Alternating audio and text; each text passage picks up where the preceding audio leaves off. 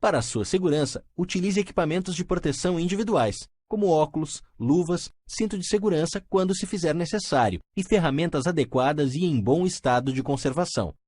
Certifique-se de que haja compatibilidade entre as unidades evaporadora e condensadora, observando os modelos impressos nas etiquetas de identificação das duas unidades. As opções de compatibilidade encontram-se no item Características Técnicas do manual. Confira se a tensão da rede onde os equipamentos serão instalados é compatível com a tensão nominal do equipamento. No Manual de Instalação, Operação e Manutenção, você encontra as principais informações que precisa. Use-o sempre que necessário. Em caso de dúvidas, entre em contato com o apoio técnico da Carrier pelos fones 4003-9666 para capitais e regiões metropolitanas e 0800-886-9666 para as outras cidades. Com os aparelhos, acompanham os seguintes acessórios: suporte para instalação na parede junto à evaporadora, 8 parafusos de fixação, dreno e vedante, controle remoto com 2 pilhas, suporte do controle remoto, manual do proprietário, manual de instalação, operação e manutenção. Fixação das unidades. Vamos começar com a condensadora. Ela possui o componente responsável pela troca de calor com o ar externo, chamado de condensador. Por isso, deve ser instalada no ambiente externo. Ela deve ser posicionada em um local onde não haja circulação constante de pessoas, um lugar seco e o mais ventilado possível. Que não fique perto de fontes de calor ou vapores, exaustores ou gases inflamáveis e que não fique exposta a ventos predominantes, chuva forte, umidade e poeira excessiva. Use um suporte metálico ou fixe a condensadora sobre uma superfície firme, piso ou base de concreto. É recomendável que você use calços de borracha junto aos pés da unidade, para evitar ruídos indesejáveis. Obedeça às distâncias mínimas recomendadas pelo manual de instalação.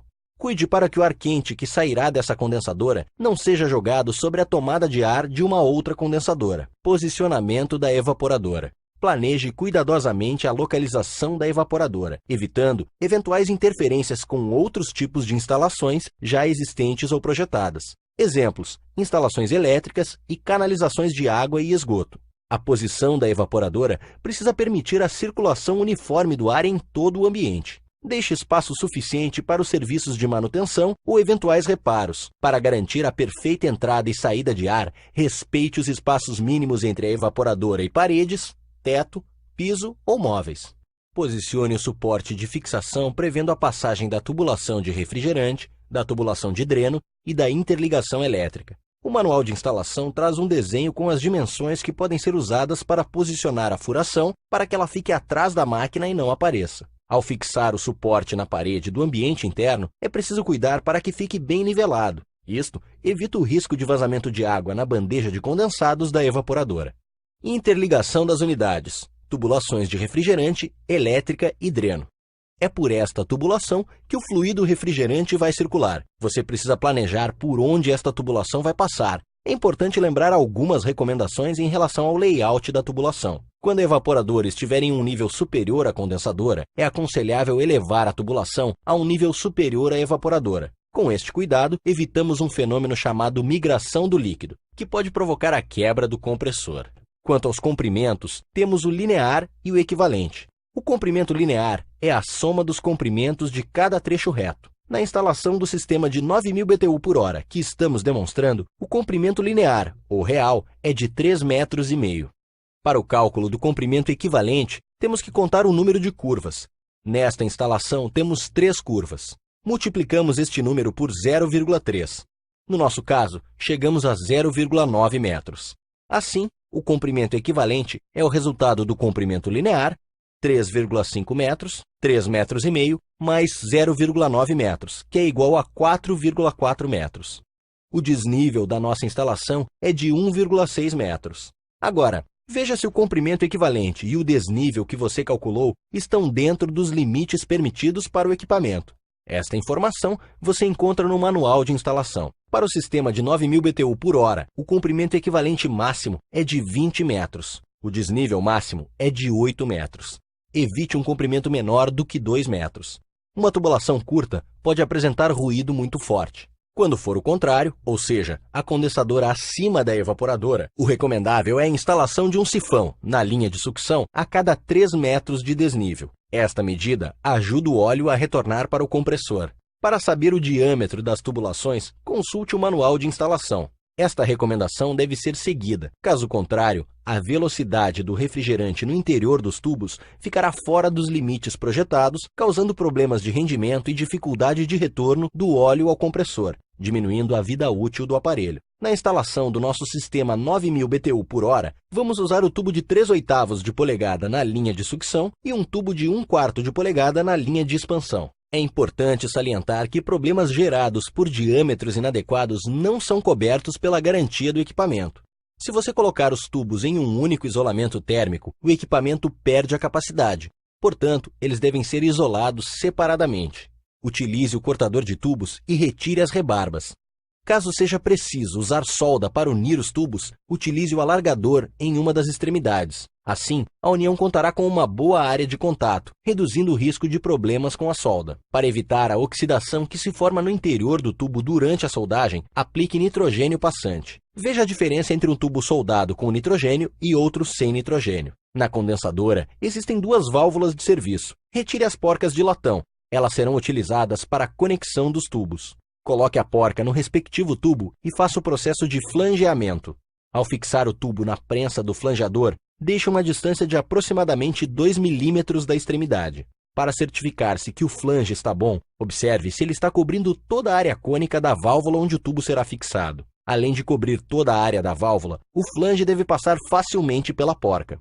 Conecte o tubo na válvula de serviço. Para fixar a porca, use 2 chaves, para dar maior segurança e evitar a movimentação da válvula. Na evaporadora, retire as porcas dos tubos. Posicione os tubos de cobre e a mangueira de dreno de acordo com o lado por onde estes irão passar. Tenha cuidado para não danificar a tubulação durante este movimento. Nas laterais do equipamento, há tampas descartáveis para a passagem dos tubos e a mangueira de dreno. Aqui, em nossa instalação, vamos retirar a lateral esquerda. Para interligar a elétrica das 2 unidades, são necessários 4 fios, um de cada cor, sendo 3 de interligação e 1 para o aterramento. Esta informação consta no diagrama de interligação do manual, assim como as recomendações para a seleção dos cabos. Recomendamos a utilização de terminais para a conexão dos cabos elétricos. Para este tipo de equipamento, é fundamental o aterramento correto das unidades. Conecte os cabos na borneira. Faça os flanges nos tubos de interligação. Verifique se o flange cobre a área das conexões. Lembre-se de usar 2 chaves para a fixação das conexões. Conecte a mangueira de dreno a uma rede para a saída da água condensada na evaporadora. Não esqueça que a drenagem é por gravidade, por isso, cuidado com o nivelamento da evaporadora e evite que a mangueira fique dobrada ou em um nível acima da bandeja da evaporadora. Para trechos longos, é recomendável que a rede de drenos seja feita em tubulação PVC. Na parte interna, você pode usar uma calha para melhorar o visual da instalação. Faça um teste de drenagem, colocando água na bandeja da evaporadora. Verifique se o escoamento é completo. De acordo com o diagrama, conecte os cabos na borneira da condensadora. Utilize terminais elétricos. Revise as cores dos cabos e a sua posição na borneira. Processo de vácuo. O processo de vácuo é de extrema importância para um bom funcionamento do equipamento. Através dele, os gases incondensáveis, como o ar e o nitrogênio e a umidade, são retirados de dentro da evaporadora e da tubulação. Os gases incondensáveis podem afetar a eficiência do equipamento. Já a umidade provoca alteração na densidade do óleo do compressor. Misturada ao refrigerante e ao óleo, a umidade forma um ácido que atinge o verniz do bobinado do compressor, provocando a sua queima precoce.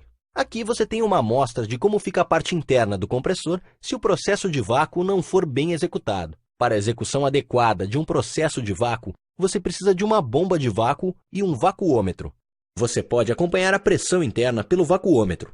A unidade usada para medir o vácuo é o micrômetro de coluna de mercúrio. Recomendamos que a faixa atingida fique entre 250 a 500 micrômetros. Para você ter certeza que o sistema está livre de gases incondensáveis, umidade e vazamentos, logo que o sistema atingir a faixa recomendada, desligue a bomba de vácuo e continue monitorando a pressão através do vacuômetro. O normal é que logo depois que a bomba for desligada, a pressão suba um pouco, mas com o tempo ela estabiliza. Quando isso acontece, o sistema está estanque e seco. Se a pressão subir e estabilizar em um valor mais alto, isto indica que ainda existem vapores dentro do sistema. Neste caso, volte a ligar a bomba de vácuo. Se após 2 horas a pressão não estabilizar em nenhum ponto, o sistema possui algum tipo de vazamento. Para identificar um ponto de vazamento, utilize nitrogênio. Primeiro, certifique-se de que as válvulas de serviço da condensadora estejam bem fechadas. Instale o manifold conectando o cilindro de nitrogênio ao sistema. Utilize espuma de sabão para identificar o ponto de vazamento. Após a identificação e correção do vazamento, o processo de vácuo deve ser refeito e novamente avaliado. Estando o sistema estanque e seco, a carga de refrigerante pode ser feita. Carga de refrigerante. O X-Power utiliza como refrigerante o R410A, uma mistura que não destrói a camada de ozônio. Alguns cuidados devem ser tomados na sua utilização. Ele não deve ser misturado a outros refrigerantes como o R22. Na instalação, não deve haver resíduo de óleo mineral, pois o R410A somente é miscível com óleo poliéster. As pressões do R410A são 60% superiores às do R22, por isso, a tubulação deve ter a espessura recomendada. Para evitar contaminação, utilize manifold dedicado próprio para R410A, com conexões adequadas. Por ser uma mistura, o R410A deve ser sempre carregado na forma líquida por peso. As unidades condensadoras saem pré-carregadas com refrigerante suficiente para uma tubulação de interligação de até 7,5 metros. Para definirmos a carga, precisamos saber o comprimento linear ou real. Na nossa instalação, temos um comprimento linear de 3,5 metros, menor do que 7,5 metros. Neste caso, não é necessário fazer uma carga adicional. Basta abrir as válvulas de serviço. O refrigerante levará alguns minutos para estabilizar dentro do sistema. Portanto, só ligue o equipamento após 3 minutos da abertura das válvulas. Nos casos em que o comprimento linear ultrapasse os 7,5 metros, você deve calcular o comprimento excedente. O comprimento excedente é o resultado do comprimento linear menos 7,5 metros. Por exemplo, se você tiver a instalação de um equipamento 9.000 BTU/hora com 10 metros de comprimento linear, então você terá 2,5 metros de comprimento excedente. Veja no manual de instalação a carga adicional.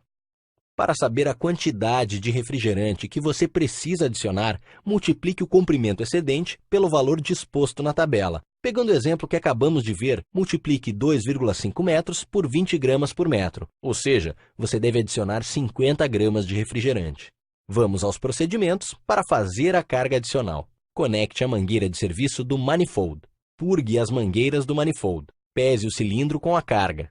Deixe entrar as 50 gramas de refrigerante. Abra as válvulas de serviço. Aguarde 3 minutos para que a pressão estabilize. O equipamento está pronto para funcionar. Testes de funcionamento. A alimentação elétrica deve estar protegida por um disjuntor com a capacidade indicada no manual de instalação. Nos locais onde a alimentação for de 220 volts entre as fases, o disjuntor deve ser bifásico. É importante que ele esteja devidamente identificado. Para equipamentos com tensão nominal de 220 volts, o mínimo deve ser de 198 volts e o máximo de 242 volts. Se a tensão não estiver dentro destes limites, o equipamento não deve ser ligado. Ao ligar o equipamento, acerte a temperatura desejada. Quando o compressor começar a funcionar, verifique se não há ruído excessivo. Confira o rendimento medindo a temperatura do ar na entrada e saída do equipamento. Faça este teste depois de 20 minutos de funcionamento. A diferença entre estes dois valores deve estar entre 8 e 12 graus Celsius. O cliente deve ser orientado sobre a forma correta de utilizar o equipamento. Explique que o equipamento possui a função autodiagnóstico, que ajuda a identificar eventuais problemas. Recomende ao cliente as principais ações preventivas, como verificação e limpeza do filtro e a revisão periódica feita por uma empresa credenciada. A aplicação de todos os procedimentos que você viu aqui proporcionará ao equipamento seu melhor funcionamento. E assim, o cliente aproveitará ao máximo todos os benefícios da alta tecnologia do X-Power Inverter.